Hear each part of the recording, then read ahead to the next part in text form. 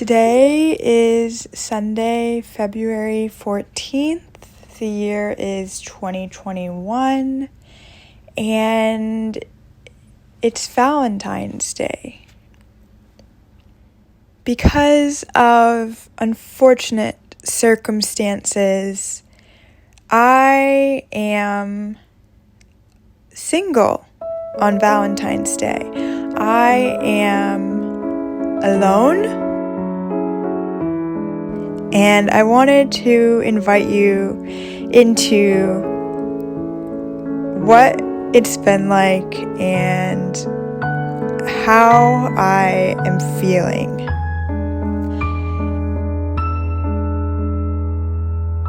I have sort of been forced into this position of being alone. For me as a person, it is much easier to be in a relationship. It's much easier for me to have someone. And even though it's easier, that doesn't necessarily mean it's healthier or that it's good. And I think I'm experiencing that right now.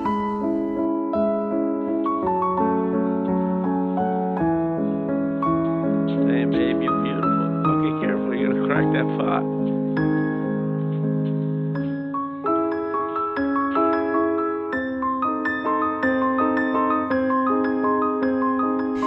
I heard a YouTuber I really like. She's really creative, and she said on her video that if you are not growing, then you're dying.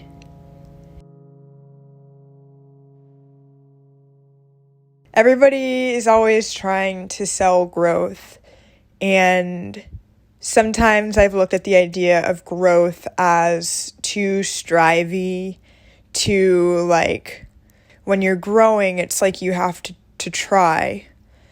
But I feel like that idea has been debunked in my mind because I've noticed that life will always force us into those uncomfortable places that growth comes naturally out of.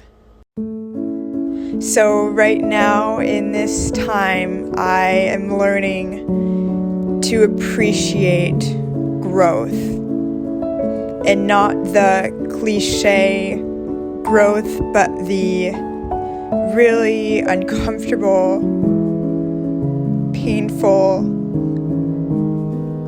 uneasy suffering that looks like growth.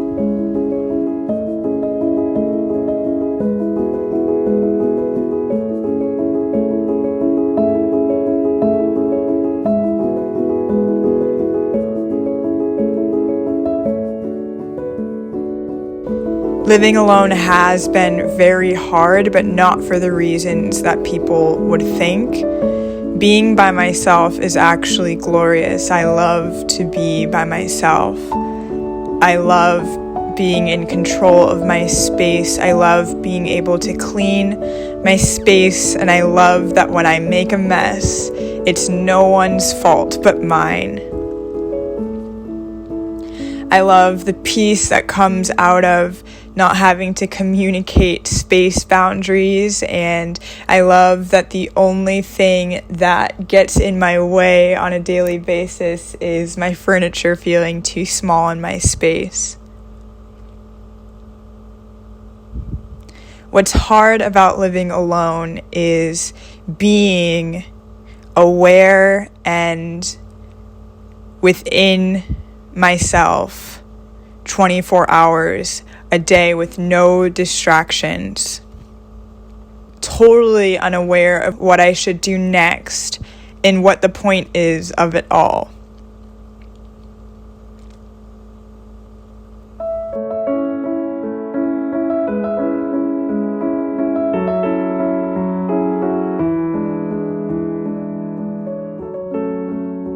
Before I moved in by myself, I knew that I just wanted more from myself.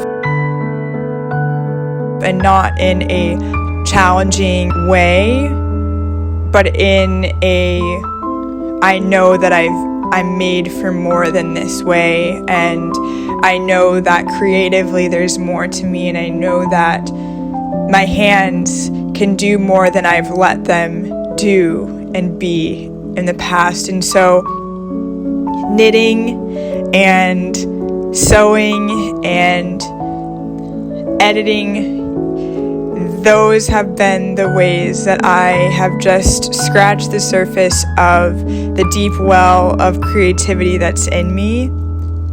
And I know that that's not something that would have happened without the time that I have been forced to spend alone.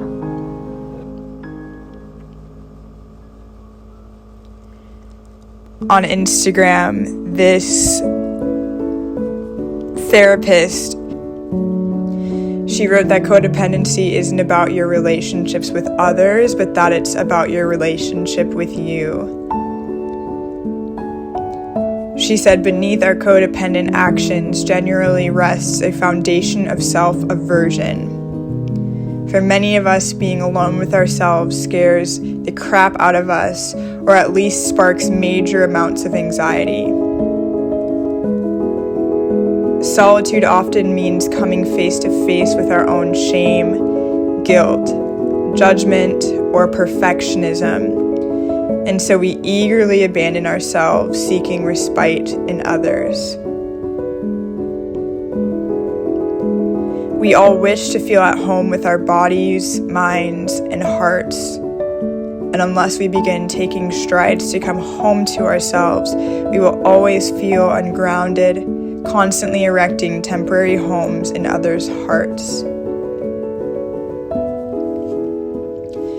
And so, on this Valentine's Day, I'm challenging myself to push through the really, really uncomfortable places of being bored, of being lonely, of looking at others for security and for help, and instead choosing to spend time by myself. Because it's in those places of boredom, tension, strife, anger, that what is coming out of me is what I feel like has been there all along. It's dramatic, it's overly sensitive, it's temperamental, and it's me. And it's beautiful.